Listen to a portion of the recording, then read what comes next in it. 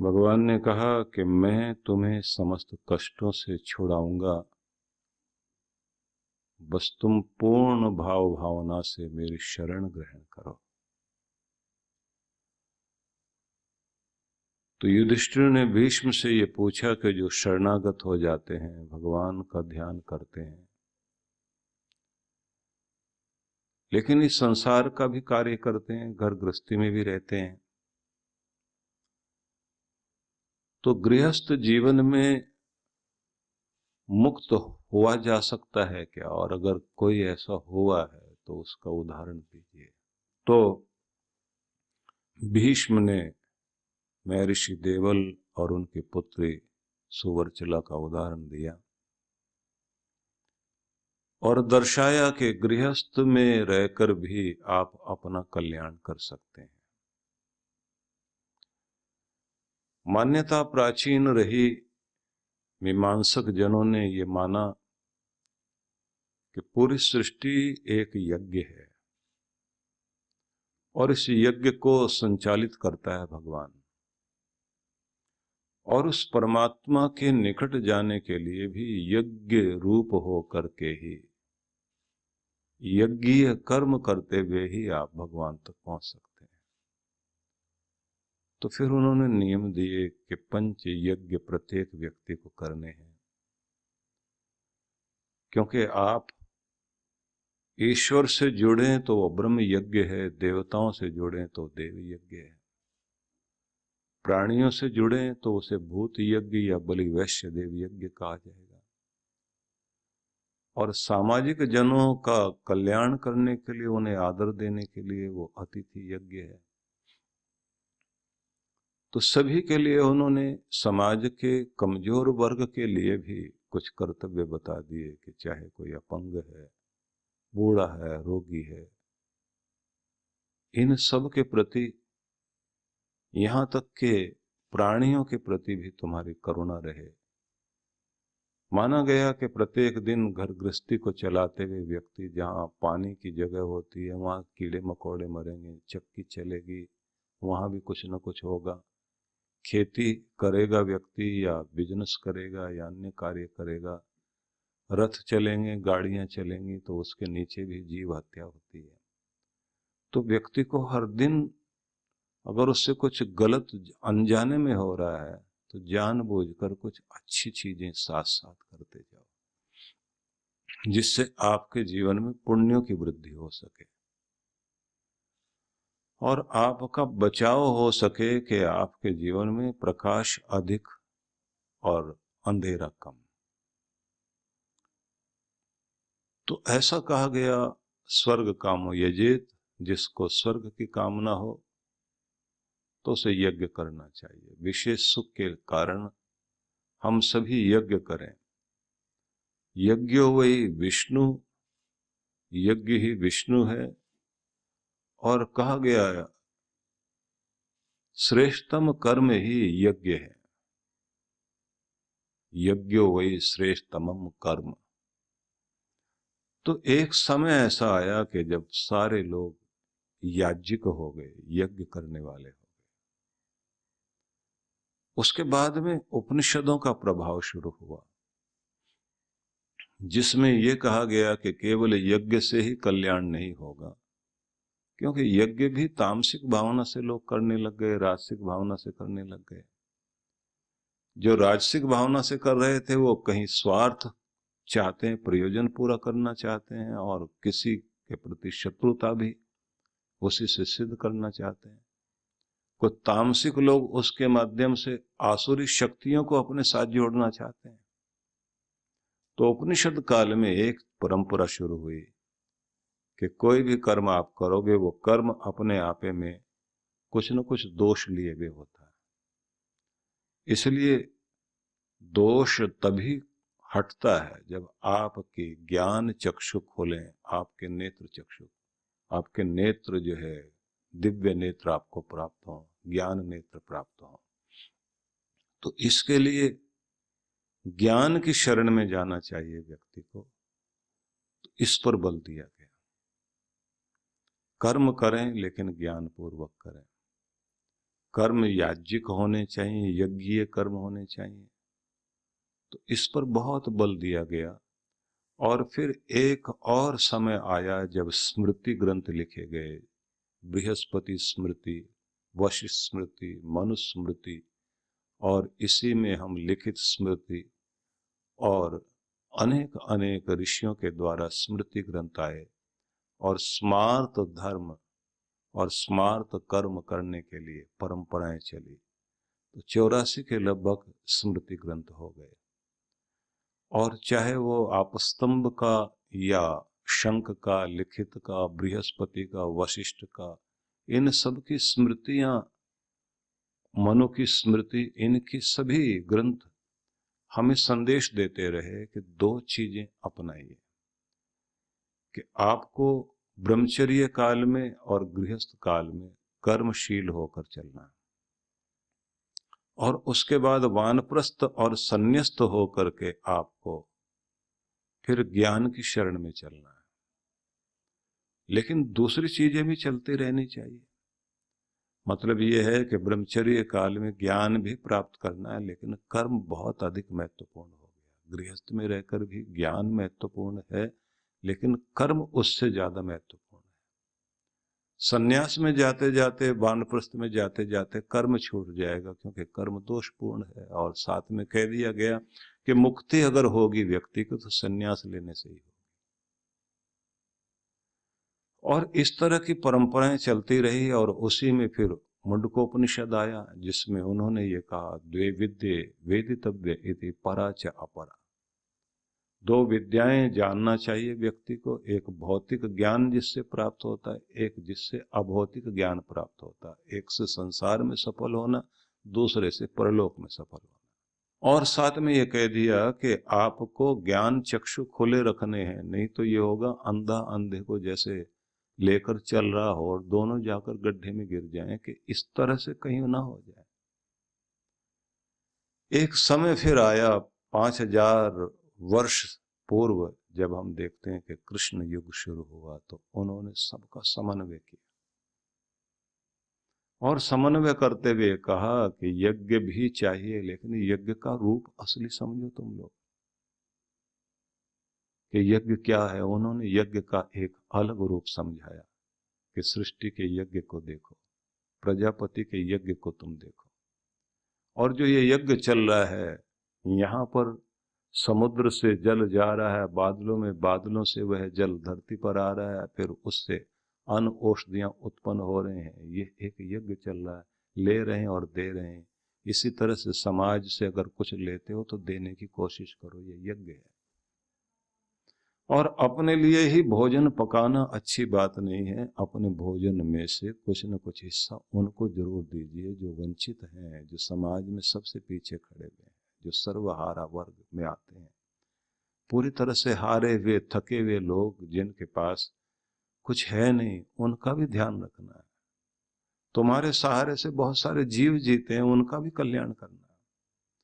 कृष्ण तप के संबंध में बता रहे हैं, ज्ञान के संबंध में बता रहे हैं, भक्ति के संबंध में बता रहे हैं, श्रद्धा के संबंध में बता रहे हैं, धृति के संबंध में बता रहे हैं, बुद्धि के संबंध में बता रहे हैं। सब चीजें बताई उन्होंने। किस किस तरह से जीवन को जीना, तुम्हारा तप क्या हो। वाणी का तप बता दिया कि तुम्हारा बोलना भी, तपस्वी व्यक्ति का बोलना कैसा होता है। अनुद्वेग करम वाक्यम सत्यम प्रिय हितम चयत। भाषा भड़काऊ नहीं है, आग लगाने वाली नहीं है। प्रिय वाणी बोलता है, लेकिन प्रिय वाणी में भी इस बात का ध्यान है कि कहीं अपना हित साधने के लिए किसी का बुरा तो नहीं किया जा रहा। स्वाध्याय अभ्यसनम चैव। और तुम्हारे बोलने में तुम्हारा स्वाध्याय, आत्मचिंतन भी और शास्त्र वचन भी आने चाहिए। तुम्हारी वाणी में सरस्वती होनी चाहिए। तुम्हारे शरीर का तप सिर्फ हिमालय में ही साधना नहीं होगी। श्री कृष्ण अलग तरह से कहते हैं। वो कहते हैं कि तुम अपने जीवन में अपने बड़ों की सेवा करते हुए और कर्तव्य कर्म करते हुए जब जीवन जीते हो और अपने नियम निभाते हो, तो तुम्हारा वो शरीर का तप होता है। जब तुम शरीर से हिंसा और गलत कार्य करने से चूक जाते हो, तो वो तुम्हारा शरीर का तप है। मन के तप के संबंध में उन्होंने कहा मौन रहना, शांत रहना, प्रसन्न रहना, स्वयं की भावनाओं को काबू में रखना, बड़ा कुछ अलग अलग तरीके से समझाया। और ये सब समझाते समझाते जब उन्होंने ये कहा कि तुम अपना कर्तव्य कर्म निभाओ, अर्जुन अपने कर्तव्य को, स्वधर्म का पालन सबको करना है, और जब कुछ भी नहीं समझ में आ रहा तो एक बात ध्यान में रख लो, सर्वधर्मान परित्यज्य माम एकम शरणम व्रज। तो और सब चीजें, कर्तव्य कर्म भी भूल, पहले प्रभु की शरण ग्रहण कर। मैं तुम्हें सभी प्रकार के पापों से, कष्टों से, दुखों से छुड़ाऊंगा, तुम चिंता मत करो, बस पहले एक काम कर लो, एक के हो जाओ। अब यहां एक बात बड़ी अद्भुत है कि श्री कृष्ण ने गृहस्थ को छोड़कर, घर गृहस्थी को छोड़कर जंगल में जाकर बैठने के लिए नहीं बोला, जबकि भगवान श्री कृष्ण ने 12 वर्षों तक तप किया, और 1 वर्ष तो हिमालय में उस जगह पर तप किया जहां केवल बदरी फल खाया है, बद्रीनाथ में केवल बेर आदि फल खा करके, फलाहार के द्वारा तप किया हो, अलकनंदा के तट पर, जहां पर आज इतना बड़ा तीर्थ है। वहां के पर्वत भी जो है वो नारायण पर्वत है, ब्रह्म पर्वत है, वहां रुद्र पर्वत है, सरस्वती वहां धरती पर आ रही है, वहां से स्वर्गारोहण का मार्ग जा रहा है, जिस और पांडव लोग गए थे। और वहीं से आप देखते हैं एक और ऊंची चोटी, जहां पर ऊंचे शिखर पर शिव विराजमान है, जो केदारनाथ वाला भाग। और ऊपर देखा जाए तो 14 ऐसी झीलें हैं पर्वत शिखरों पर। वहीं से ये सारे ग्लेशियर से होकर के कितनी सारी नदियां इस धरती को सींचती हुई बहती हैं। शिव जी की जटा से न जाने कितना कितना कुछ रूप जो है धरती पर आ रहा है। तो इतना तप करने वाले कृष्ण ने मनुष्यों के लिए कहा कि तुम जहां हो, जिस स्थिति में हो, वहीं तुम्हारा तप हो सकता है, वहीं तुम्हारे यज्ञ हो सकते हैं, वहीं तुम्हारी भक्ति हो सकती है, वहीं रहते रहते तुम अपनी श्रद्धा का सही रूप अपनाते हुए अपना कल्याण कर सकते हो। युधिष्ठिर ने जब भीष्म से पूछा कि कोई उदाहरण दो, तो उन्होंने उदाहरण दिया कि गृहस्थ को संभाला जाता है, और उसके बाद उन्होंने कहा कि ये दोनों पति पत्नी, श्वेत केतु और उसकी पत्नी, एक लंबी आयु जिए, और लंबी आयु जीते जीते जब उन्होंने शरीर छोड़ा है तो मुक्त हुए। तो उनके घर में कोई कमी नहीं थी, समृद्ध घर, लेकिन मोह बिल्कुल नहीं, धन धान्य से परिपूर्ण। कहा गया कि घर कैसा हो, तो वेदों में उसका निर्देश है, यज्ञम दोहानम सदमित पुंसा पुमांसम धेनुम सदनम रैणाम। वो घर जहां यज्ञ की धूम उठती हो, धुआं उठता हो, यज्ञ हो, प्रणीनम सदमित, और पुष्टि और समृद्धि से युक्त संसाधन हो, फले फूले आदमी, आबो हवा अच्छी, खाना पीना अच्छा, और पुष्टि कारक वातावरण बने घर में। मतलब ये सब जानकारी होनी चाहिए, क्या खाने से किस तरह से शरीर ठीक रहे, सबका शरीर भी ठीक, प्राण शक्ति ठीक, मन ठीक रहे, संतुलन बना करके चलें घर में। पुमांसम, और कहा जिस घर में सब हो, सबसे मतलब है कि सबका साथ हो, धेनु और गौ भी होनी चाहिए। गौ युक्त घर जो है उसे उत्तम घर माना गया है, क्योंकि सारे दोष तो गौ दूर कर देती है। ये जो हमारी देशी गवें हैं, इनके जो ऊपर आप देखते हैं ना ककुद निकला हुआ होता है, उसको कहा जाता है कि शिवलिंग ऊपर बना हुआ है। वो अद्भुत चीज है कि जहां से सूर्य का प्रभाव, क्योंकि ये गवें वो है कि सारा दिन धूप में रहती हैं, इनको धूप से कोई फर्क नहीं पड़ता। वो भैंसे को जरूर होता है कि भैंस अगर आप देखें तो थोड़ी सी गर्मी हो जाए तो वो तालाब में जाके घुस जाएगी, गऊ नहीं जाती। ऊपर से आती हुई सूरज की किरणें उसके ककुद से जब शरीर में प्रवेश करती हैं, वो सूर्यकांत मणि की तरह से काम करती हैं, जिससे उसके दूध में पीलापन आता है। वो पीलापन जो है उसी को कहा जाता है कि स्वर्णिम रसायन उसके शरीर में जा रहा है। अब ये गोल्ड पार्टिकल्स वगैरह की जो बात कही जा रही है कि गिर गौओं के दूध में होता है, मतलब जंगल में चरने वाली गवें हैं, उनकी तो अद्भुत स्थिति है। हम लोगों ने अपने पूरे भारत में अलग अलग स्थानों में, जैसे हमारा हैदराबाद है तो वहां पर आंध्रा की गवें हैं सारी। हरियाणा में जहां आश्रम है वहां पर हरियाणा की गवें हैं। उत्तर प्रदेश के आश्रम में जहां गवें हैं मुरादाबाद में, तो वो सारे उधर की, उत्तर प्रदेश की। हिमाचल में हिमाचली गवें। लेकिन दिल्ली के आश्रम में जहां गौशाला है तो वहां पर पूरे विश्व की गवें हैं। एक प्रभाग है जहां पर विदेशी गवें हैं, एक भाग है जहां पर हमारे देश की गवें हैं, एक भाग वो है जिसमें केवल गीर गवें हैं। लेकिन सबके स्वभाव देखेंगे तो अलग अलग है। सारे दोष दूर कर देती है गौ, जिस कहते हैं घर में गौ होनी चाहिए। और फिर आगे लिखा, सदनम रईणाम, धन ऐश्वर्यों से घर भरा रहे। सब तरह का धन ऐश्वर्य होना चाहिए आपके पास में, और उसके भी भाग बना लेने चाहिए। जैसे कहा गया है कि आपके हर दिन का प्रथम भाग, दिन की शुरुआत का प्रथम भाग भगवान का, दूसरा भाग धर्म का और गुरु का। मतलब सुबह जो आप समय दे रहे हैं, जो आपका सवेरे का समय है, उसमें आप पहला भाग भगवान को देते हुए, उसके बाद धर्म कार्य और गुरु के संदेश धारण करते हुए अपने दिन की शुरुआत करो। ऐसे धन का कहा गया पहला भाग जो है पहले भगवान के लिए, धर्म के लिए अर्पित होगा, गुरु के लिए अर्पित होगा। फिर उसमें से आगे भाग सब करते करते कुछ आपने पहले ही ध्यान रखना, ये बचा के रखना है। उसके बाद में फिर कहा गया प्रजा अमृतत्वम, तुम्हारा घर ऐसा हो कि जिसमें जो है प्रजा, तुम्हारी संतान तुम्हें अमृत प्रदान करे, तुम्हें अमर करे। माता पिता को बड़ी प्रसन्नता होती है जब उसके बच्चे उससे कहीं आगे बढ़ते दिखाई देते हैं। कोई किसी से हारना पसंद नहीं करता, भाई भी नहीं हारेगा, बहन बहन से नहीं हारना पसंद करेगी।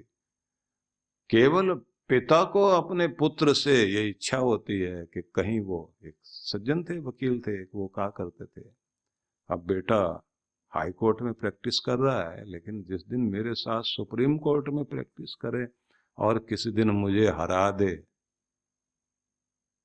उस दिन सोचता हूँ रिटायरमेंट लूंगा और कहूंगा मेरा कार्य पूरा। 108 कुंडीय श्री गणेश लक्ष्मी महायज्ञ परम पूज्य सद्गुरुदेव श्री सुधांशु जी महाराज एवं डॉक्टर अर्चिका दीदी जी के पावन सानिध्य में विश्व जागृति मिशन पिछले कई वर्षों से जनहित में सुख समृद्धि एवं रिद्धि सिद्धि प्राप्त कराने हेतु श्री गणेश लक्ष्मी महायज्ञ का आयोजन करता आ रहा है। इसी क्रम में इस वर्ष भी आनंद धाम आश्रम के पवित्र प्रांगण में 4 से 7 अक्टूबर तक 108 कुंडीय श्री गणेश लक्ष्मी महायज्ञ आयोजित किया जा रहा है, जिसमें गणेश लक्ष्मी के महाजाप के साथ साथ मंत्राहुति विशेष रूप से होगी। साथ ही 7 अक्टूबर शरद पूर्णिमा के अवसर पर वरदान सिद्धि साधना में सम्मिलित होकर इष्ट कृपा व गुरु कृपा प्राप्त करें। कार्यक्रम की रूपरेखा दिनांक 4 से 7 अक्टूबर 2025 प्रातः 8 बजे। विशेष 7 अक्टूबर वरदान सिद्धि साधना एवं शरद पूर्णिमा पर गुरु दर्शन। आप सपरिवार इस कार्यक्रम में सादर आमंत्रित हैं। आप घर बैठे भी यज्ञ में भाग ले सकते हैं। यज्ञ में यजमान बनने के लिए संपर्क करें। वृंदावन ध्यान साधना शिविर। भगवान श्री कृष्ण की लीला भूमि वृंदावन में पहली बार ध्यान साधना शिविर में भाग लेने का सुनहरा अवसर। आइए, जहां बाल कृष्ण का बचपन बीता, वहां ध्यान की यात्रा करें। परम पूज्य सद्गुरुदेव श्री सुधांशु जी महाराज एवं डॉक्टर अर्चिका दीदी जी के पावन सानिध्य में श्री कृष्ण ध्यान योग 12 से 16 नवंबर 2025। स्थान विजयंती धाम, जगत गुरु श्री निम्बारकाचार्य द्वार के पास, छठी करा रोड, वृंदावन, उत्तर प्रदेश 281121। आयोजक विश्व जागृति मिशन। पंजीकरण व अधिक जानकारी के लिए संपर्क करें 9589938938, 9685938938, 8826891955, 9312284390।